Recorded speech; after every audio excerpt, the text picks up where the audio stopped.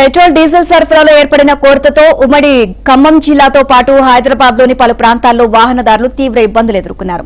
ఖమ్మం జిల్లాలో నిన్న ఉదయం నుంచే పడిగాపులు కాయాల్సిన పరిస్థితి నెలకొంది. దాదాపు 80% బంకుల్లో డీజిల్, పెట్రోల్ నిల్వలు నిండుకోవడంతో నిర్వాహకులు నో స్టాక్ బోర్డులు పెట్టి చేతులెత్తేశారు. వైరా రోడ్డు, బైపాస్ రోడ్లతో పాటు వరంగల్, కోదాడ, క్రాస్ రోడ్డు వంటి ప్రధాన ప్రాంతాల్లోని పెట్రోల్ బంకులన్నీ రద్దీగా మారాయి. పెట్రోల్ నిల్వలు అయిపోతున్నాయి అన్న వదంతులతో వేకువజాము నుంచే ప్రజలు బంకుల వద్దకు పరుగులు తీయడంతో ట్రాఫిక్ కు తీవ్ర అంతరాయం ఏర్పడింది. పరిస్థితిని అదుపులోకి తెచ్చేందుకు కొన్ని చోట్ల పోలీసులు జోక్యం అవసరమైంది.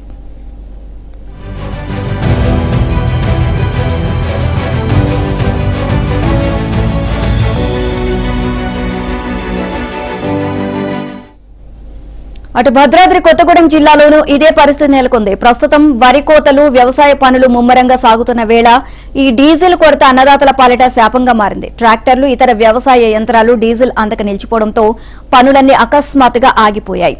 దీంతో పంట కోతలు సకాలంలో పూర్తి చేయలేక తీవ్రంగా నష్టపోతామని రైతులు ఆవేదన వ్యక్తం చేస్తున్నారు.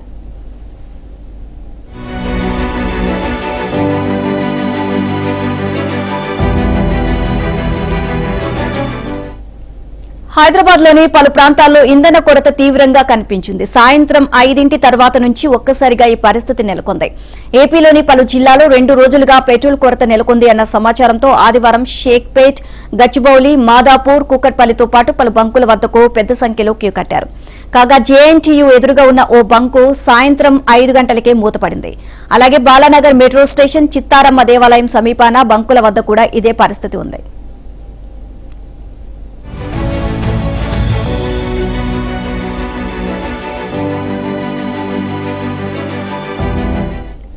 తెలంగాణలో మళ్లీ పెట్రోల్, డీజిల్ కృత్రిమ కొరత తలెత్తుతోంది. విపత్తులు వచ్చినప్పుడు ప్రజలకు, ప్రభుత్వానికి బాసటగా నిలవాల్సిన ఆయిల్ కంపెనీలు స్వార్థపూరితంగా వ్యవహరిస్తూ కృత్రిమ కొరతను సృష్టిస్తున్నాయి.